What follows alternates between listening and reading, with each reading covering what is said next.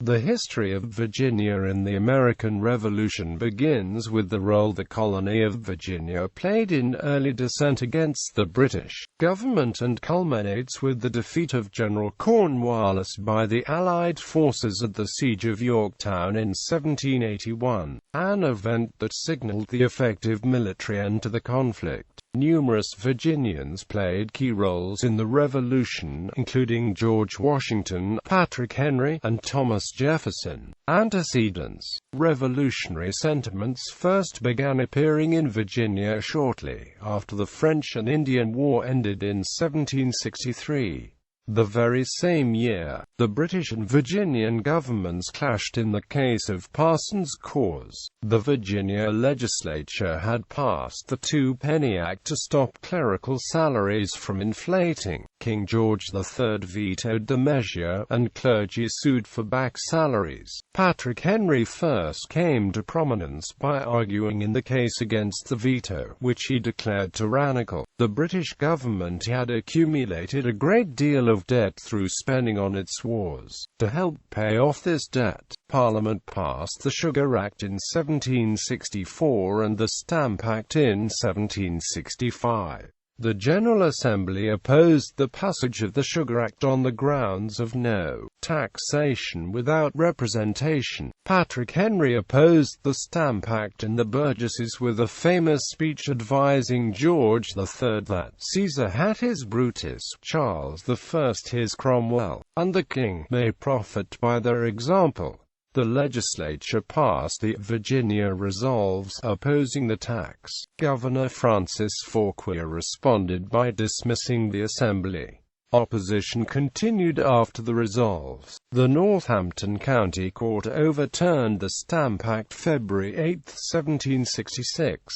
Various political groups, including the Sons of Liberty, met and issued protests against the act. Most notably, Richard Bland published a pamphlet entitled An Inquiry into the Rights of British Colonies. This document would set one of the basic political principles of the Revolution by stating that Virginia was a part of the British Empire, not the Kingdom of Great Britain, so it only owed allegiance to the Crown, not Parliament. The Stamp Act was repealed, but additional taxation from the Revenue Act and the 1769 attempt to transport Bostonian rioters to London for trial incited more protest from Virginia. The Assembly met to consider resolutions condemning on the transport of the rioters, but Governor Bottourt, while sympathetic, dissolved the legislature. The Burgesses reconvened in Raleigh Tavern and made an agreement to ban British imports. Britain gave up the attempt to extradite the prisoners and lifted all taxes except the tax on tea in 1770. In 1773, because of a renewed attempt to extradite Americans to Britain, Richard Henry Lee, Thomas Jefferson, Patrick Henry, George Mason, and others created a committee of correspondence to deal with problems with Britain. Unlike other such committees of correspondence, this one was an official part of the legislature. Following the closure of the port in Boston and several other offenses, the Burgesses approved June 1, 1774 as a day of fasting, humiliation, and prayer in a show of solidarity with Massachusetts.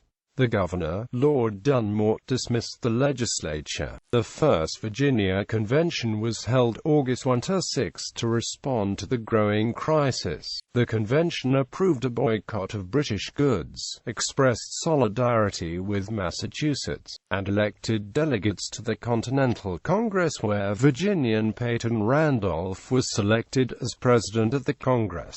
War begins. On April 20, 1775, a day after the Battle of Lexington and Concord, Dunmore ordered Royal Marines to remove the gunpowder from the Williamsburg magazine to a British ship. Patrick Henry led a group of Virginia militia from Hanover in response to Dunmore's order. Carter Braxton negotiated a resolution to the gunpowder incident by transferring royal funds as payment for the powder. The incident exacerbated Dunmore's declining popularity. He fled the governor's palace to the British ship HMS Foy at Yorktown. On November 7, Dunmore issued a proclamation declaring Virginia was in a state of rebellion and that any slave fighting for the British would be free. By this time, George Washington had been appointed head of the American forces by the Continental Congress, and Virginia was under the political leadership of a Committee of Safety formed by the Third Virginia Convention in the governor's absence. On December 9, 1775, Virginia militia moved on the governor's forces at the Battle of Great Bridge. The British had held a fort that guarded the land route to Norfolk. The British feared the militia, who had no cannon for a siege, would receive reinforcements, so they abandoned the fort and attacked. The militia won the 30-minute battle.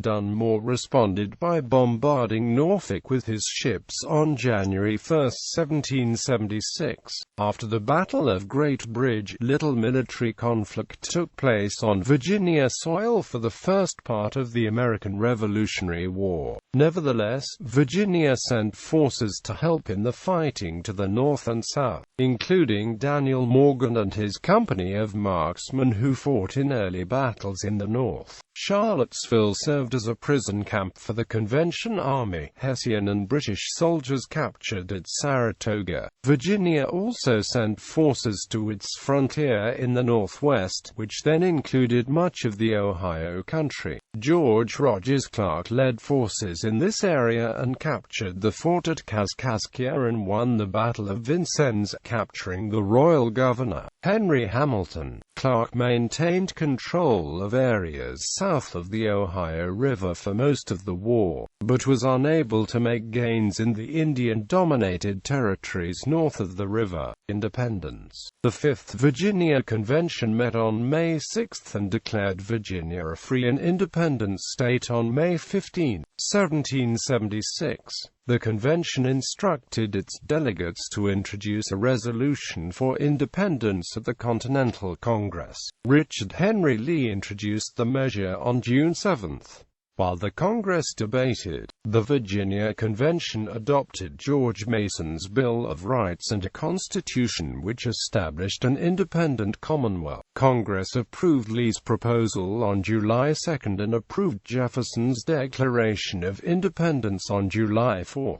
The Constitution of the 5th Virginia Convention created a system of government for the state that would last for 54 years. The Constitution provided for a chief magistrate, a bicameral legislature with both the House of Delegates and the Senate. The legislature elected a governor each year and a council of 8 for executive functions. In October, the legislature appointed Jefferson, Edmund Pendleton, and George Wythe to adopt the existing body of Virginia law to the new constitution.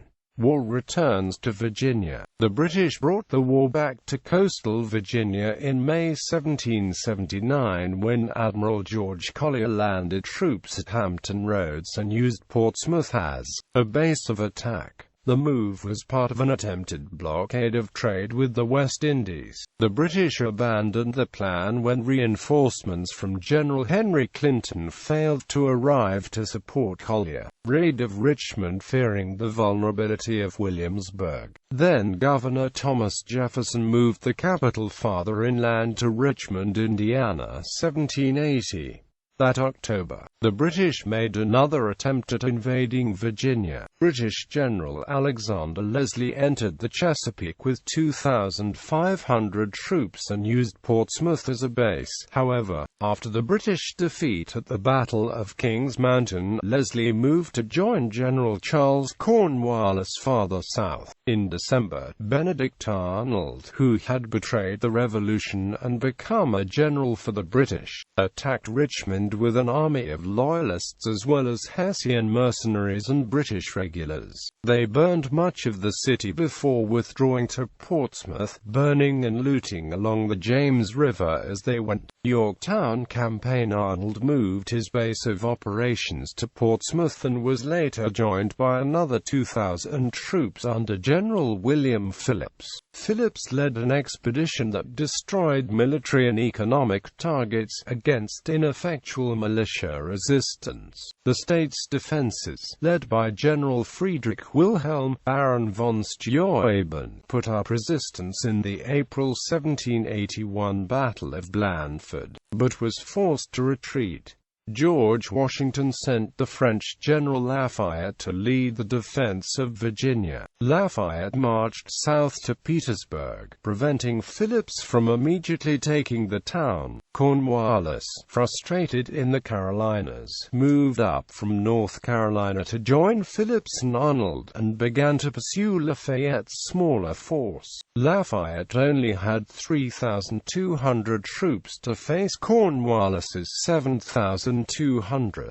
The outnumbered Lafayette avoided direct confrontation and could do little more than annoy Cornwallis with a series of skirmishes. Lafayette retreated to Fredericksburg, met up with General Anthony Wayne, and then marched into the southwest. Cornwallis dispatched two smaller missions, 500 soldiers under Colonel John Graves Simcoe to take the arsenal at Point of Fork and 250 under Colonel Banasty Tarleton to march on Charlottesville and capture Gov. Jefferson and the legislature. The expedition to Point of Fork forced Steuben to retreat further, while Tarleton's mission captured only 7 legislators and some officers. Jack Jewett had ridden all-night ride to warn Jefferson and the legislators of Tarleton's coming. Cornwallis reunited his army in Elk Hill and marched to the Tidewater region. Lafayette, uniting with von Steuben, now had 5,000 troops and followed Cornwallis.